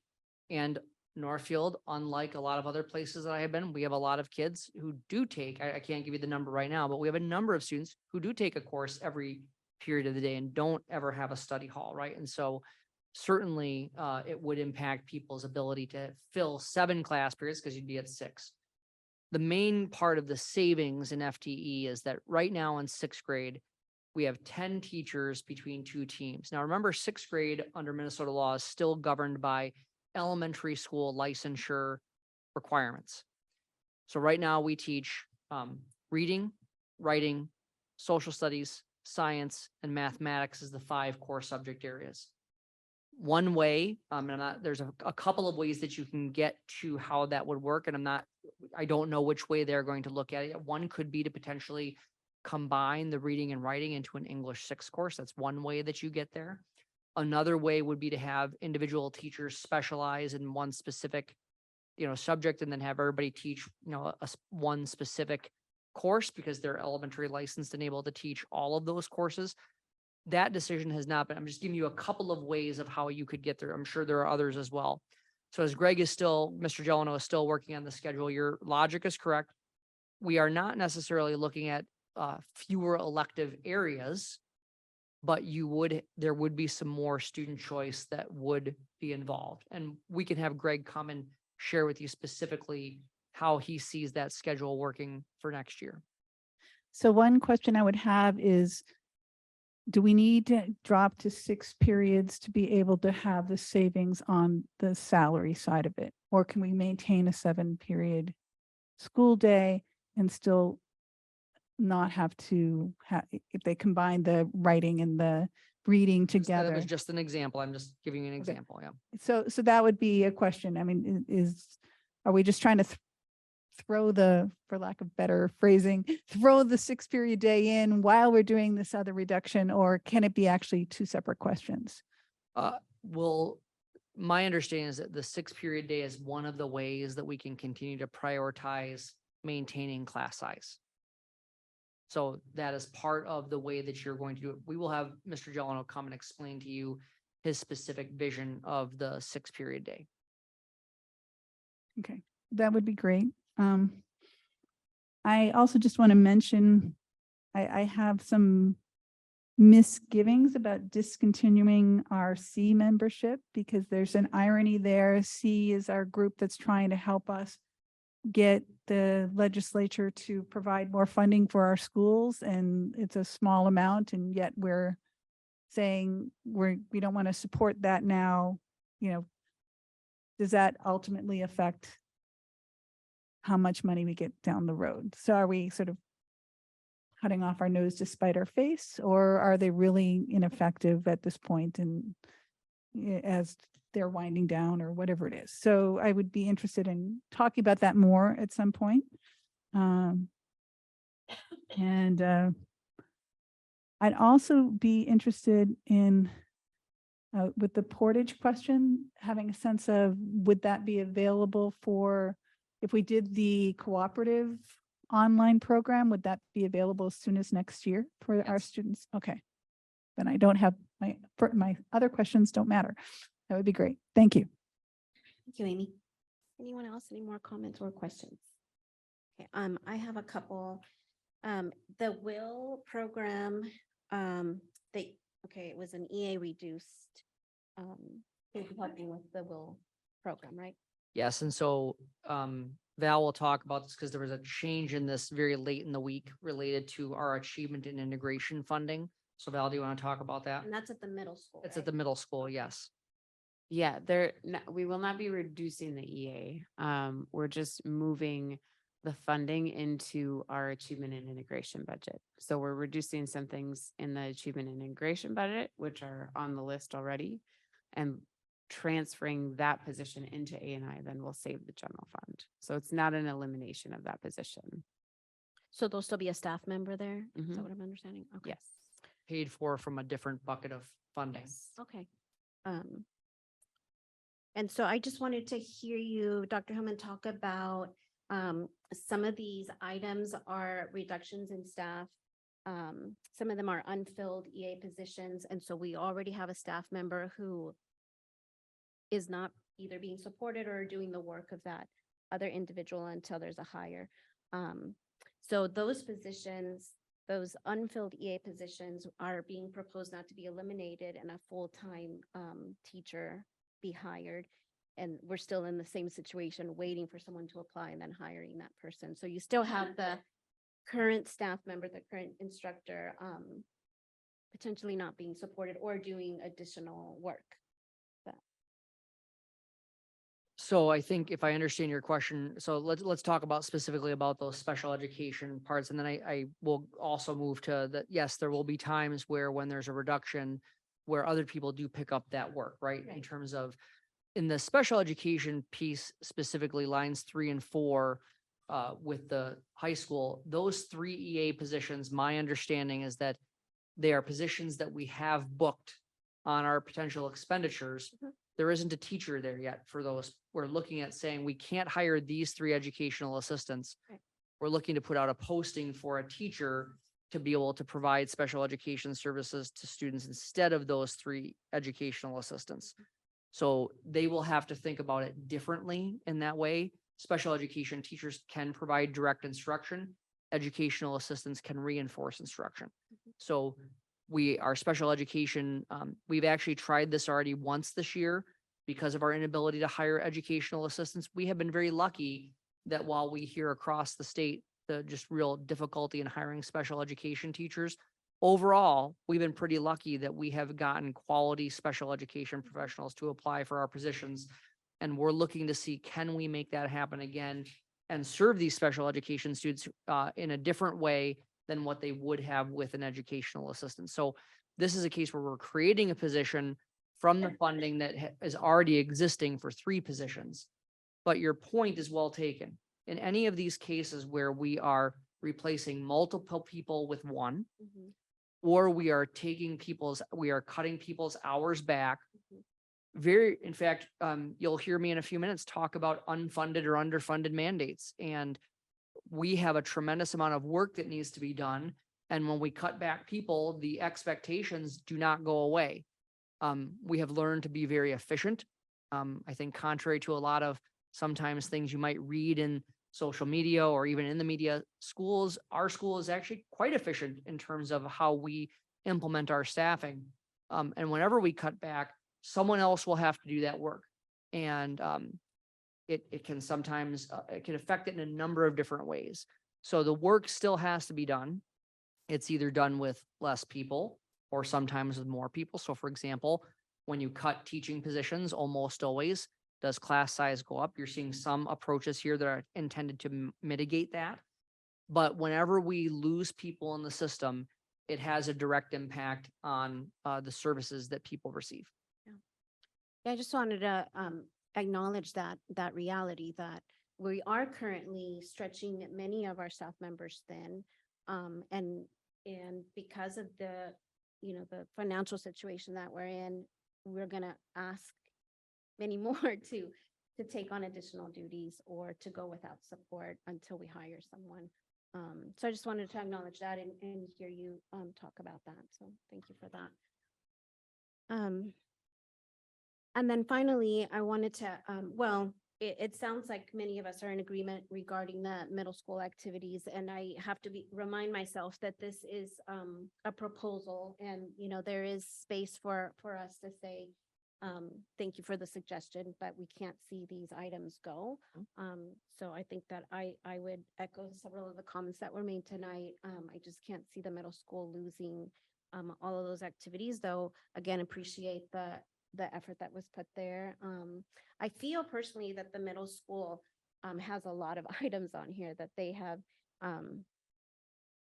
proposed a lot of cuts in that program. And so I'll look forward to hearing from Principal Delano on his thinking with the reductions there. And I think Val, would you just talk briefly too about how we arrived at the targets? Because I think that's important for people to understand. Sure. So I did it slightly different this year, knowing that we made a really significant impact in our non-salary budgets in the last process. I took the total budget items for unrestricted salary. So I excluded, special ed salaries and things where there's everything capital, LTA, all of that stuff was totally separated. Excuse me.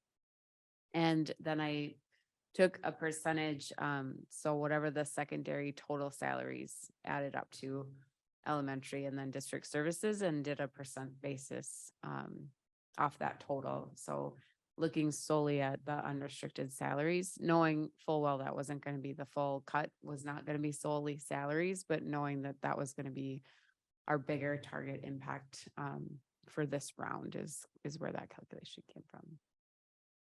Thank you. And do you want, our job is to bring you a set of recommendations that allow us to meet this target so we can maintain our fund balance goal. And we are, as you can see, we're thoughtful, and we certainly understand that when we bring these things forward, that it is the board's responsibility to tell us, yep, you're on the right track here, or that here's an area that we want you to look differently.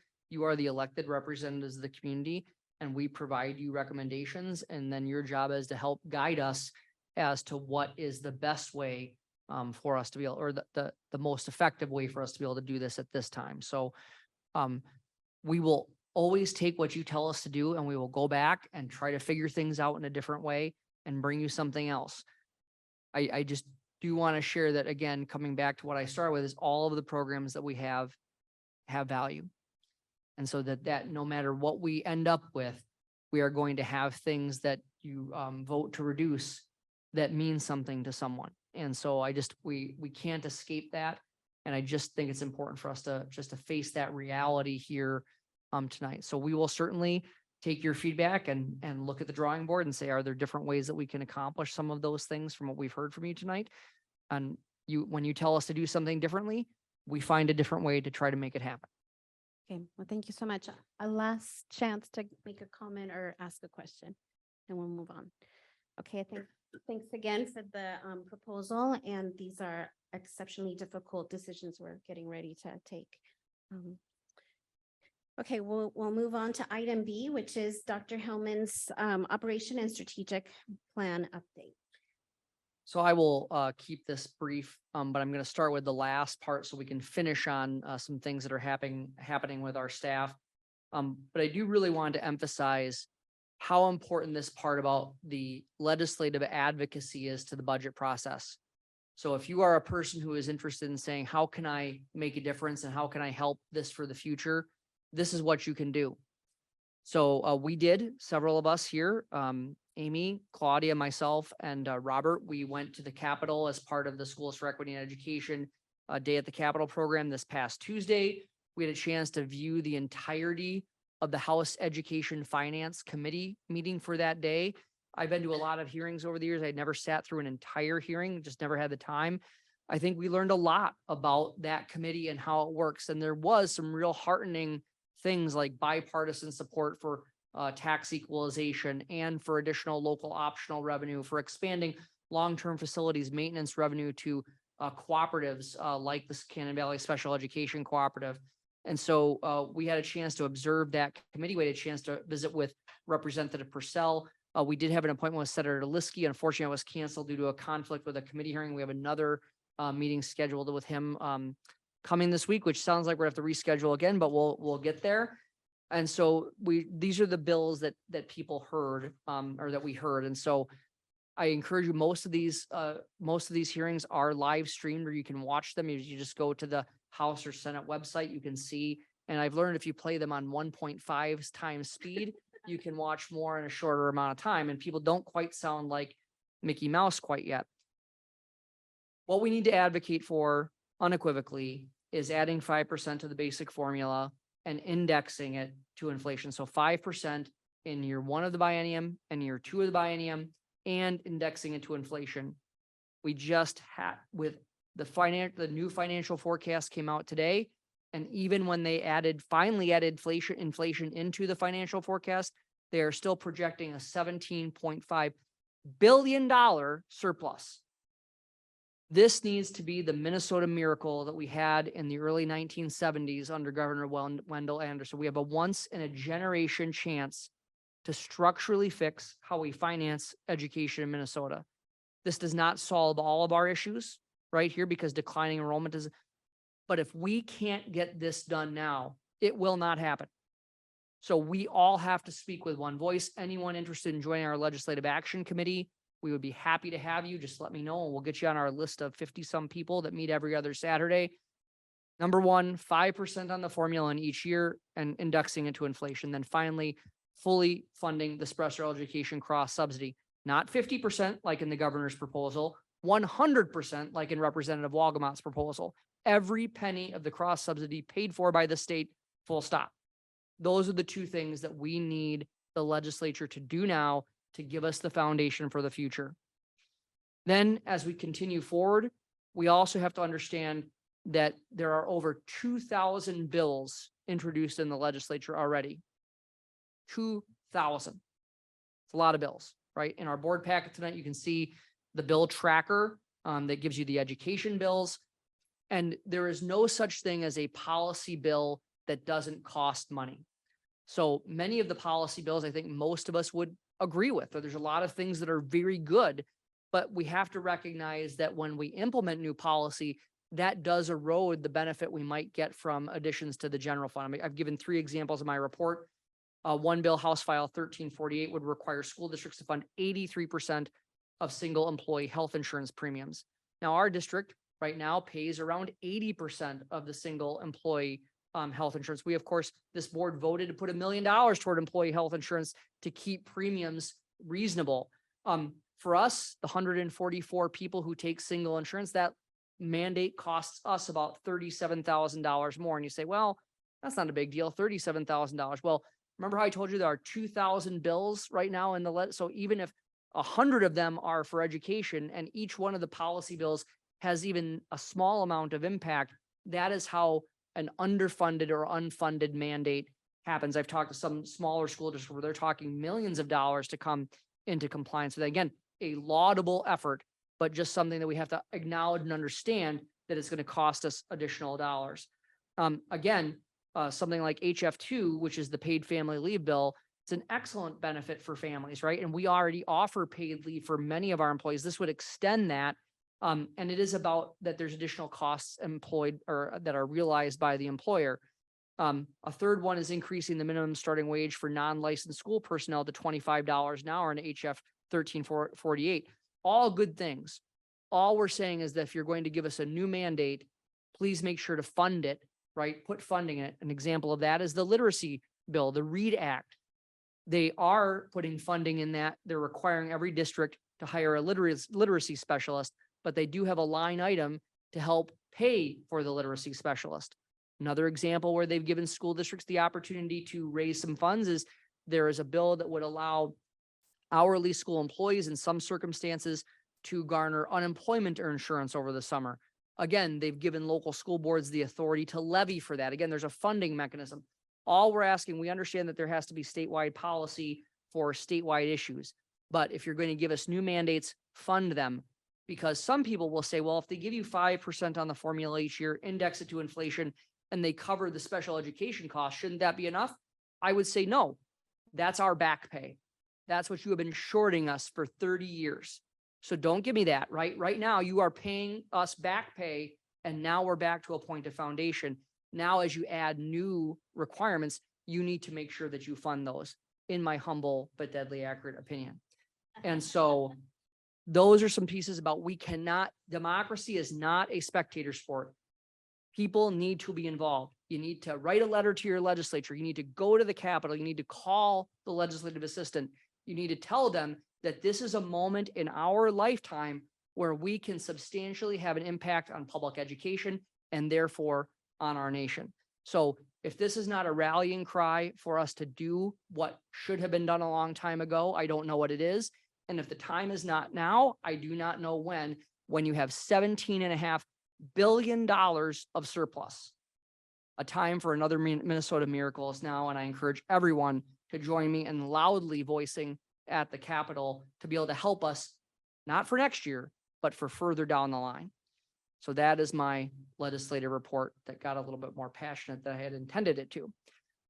Really excited about our February 20th Professional Development Day. So we had a great opportunity. Our staff, we need to invest in our staff, not only in their salary and benefits, but also in their professional growth. And so on February 20th, I'd like to share with you what we did. We worked with the Minnesota Department of Education's Dr. Makari Trainum. She's the director of the Diversity, Equity, and Inclusion Center.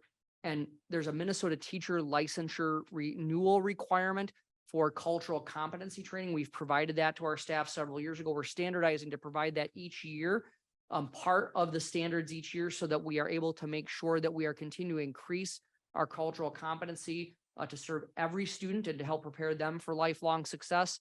And we'll focus on a couple of standards each year so that by the time teachers renewal comes up, that they have gotten those CEUs that they need for their license, and that we're continuing to grow our cultural competency, which we know is so important in a more diverse society.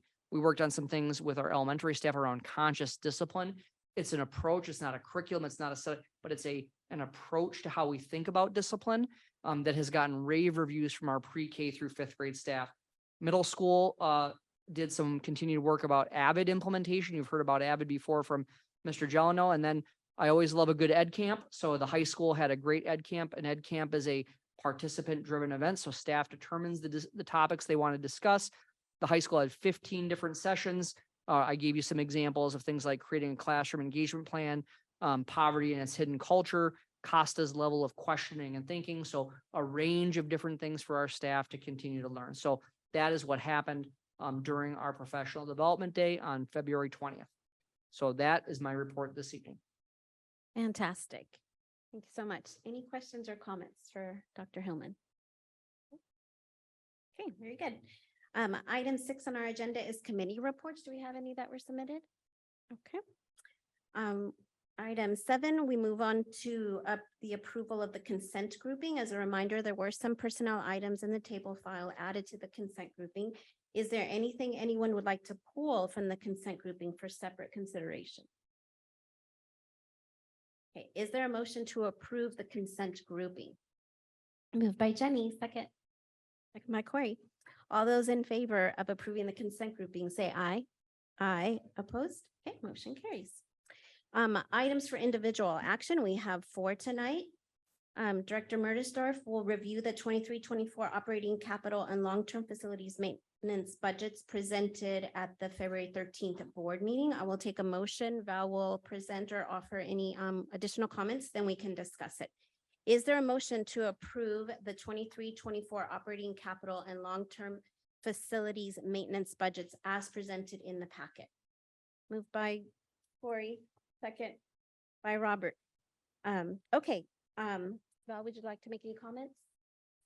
There have been no changes since what I presented. So all of the data is exactly the same as the last meeting. And so if you have further questions, I'm happy to answer them, but otherwise it's all the same. Yep, thank you. Any questions, board members?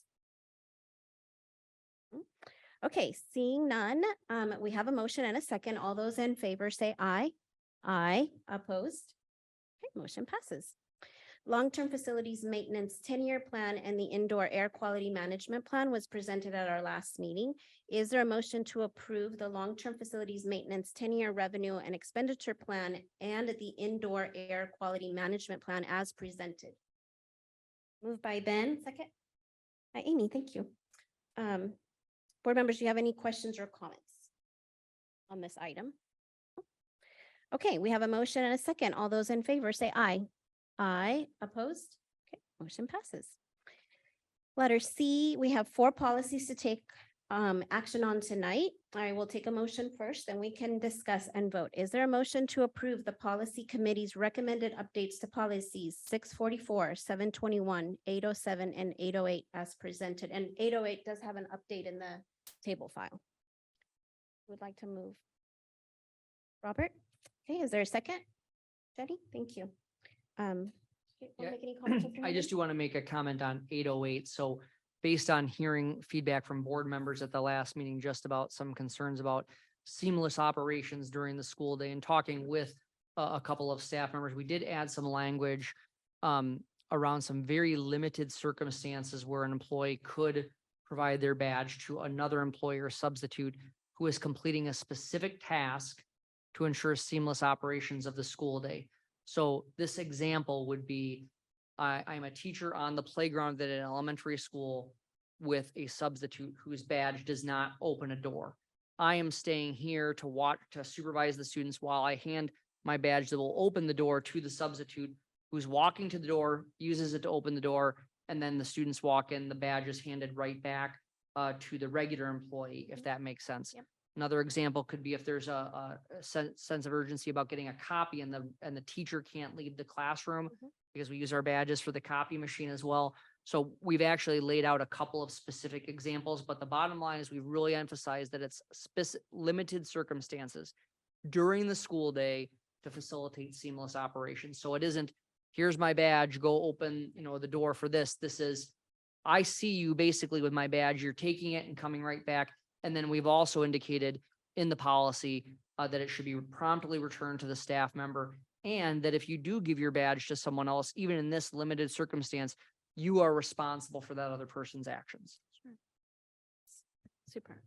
Any comments or questions? Hey, Amy. This is very minor and it may just show how old I am, but shouldn't we be saying lending their badge and use lend instead of loan? I'm gonna defer to Corey. What's the current?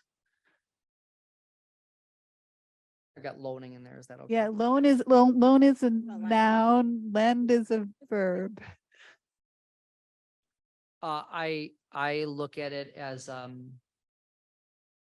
I look at those as very, while I understand that the dictionary would indicate some different, different definition, I think that they're very similar and would cover us in this particular case. Oh, I think they would too. I just like being correct.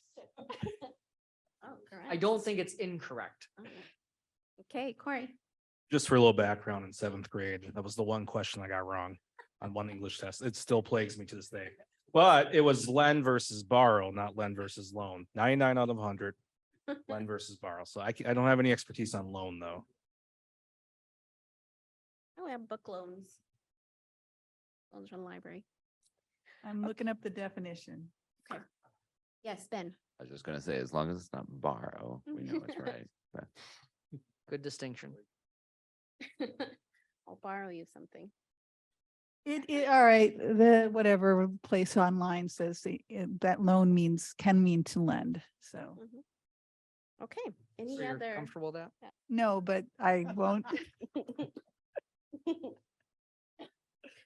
I won't press it.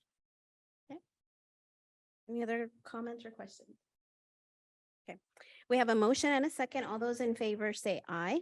Aye. Opposed? Okay, motion passes. Okay, our final item is additional online learning day authorization for 2022-2023 this school year. Dr. Hellman will present. I'll take a motion first, then we can discuss and then vote. Is there a motion to authorize the superintendent to shift instruction online when weather conditions necessitate school closure for the remainder of this school year? Moved by Jenny, second by Ben. Thank you. Okay, So we are in a circumstance where we have obviously had quite a winter so far. We have had 2 blizzard warnings. We have had an ice storm. We have had a number of things that have prompted us to have to close school to this point. By law, there's 2 parts of the law that allow schools to facilitate online learning during a weather-related incident. one of which is the traditional e-learning day statute. That e-learning day statute allows all school districts in Minnesota to shift up to 5 days into online learning, again, in one school year. So that's the e-learning statute. You have no specialized approval. A board has to be presented with the plan. We present the plan to you. We've done so since 2019. You have to make sure you communicate it. There's certain other requirements that you have to follow, which we have followed to this point. The second part is any school district like Northfield who has approval for an online learning program like Portage also may offer online learning to its families at any time. The way that that particular program approval comes through is that you're not allowed to require it, but you are able to offer it to families in that kind of circumstance. Now, truthfully, our e-learning days also are something that are offered, because in our documentation, we share with families that if you do not want your child to participate in the e-learning day activities, you can contact your school and it'll be an excused absence. So in practicality, we're looking for an insurance policy to be able to continue to offer online learning should we need to for the remainder of this school year, using our online learning program approval moving forward. So we would shift the language from saying it's an e-learning day to an online learning day. My understanding based on conversations with MDE is that we are able to do this through our online program approval. Again, it's a slightly different set of terminology. We prefer not to do this, right? We prefer to have students in school, but having the flexibility and the ability to do this for the remainder of the year, we will come back, and as we always do, we will take a look at our e-learning program at the end of this year. We have had a lot of positive comments. We've had some very critical comments about it as well. And so we haven't used a number of e-learning days in several years, right? In terms of this e-learning part, in terms of getting through a winter weather event. So we have a chunk of e-learning days this year that aren't right in a row. This is not distance learning. Let's be really clear about that. But this does give us the ability to continue to shift online instruction. Again, I'm also bringing it to you for approval because our local plan said generally we would limit ourselves to 5 days of e-learning. And the point is, so we that bring it back to you for you to be able to have that option and discussion as we consider if we have a winter like we've had this year. If we don't have that online learning program, or that if we don't move forward with using additional days through our online learning program approval, those days would simply become canceled days. And then we could decide whether or not to make them up at the end of the school year. I would not recommend that this year because we didn't give families dates on the calendar to approve that, but we are only on February 27th.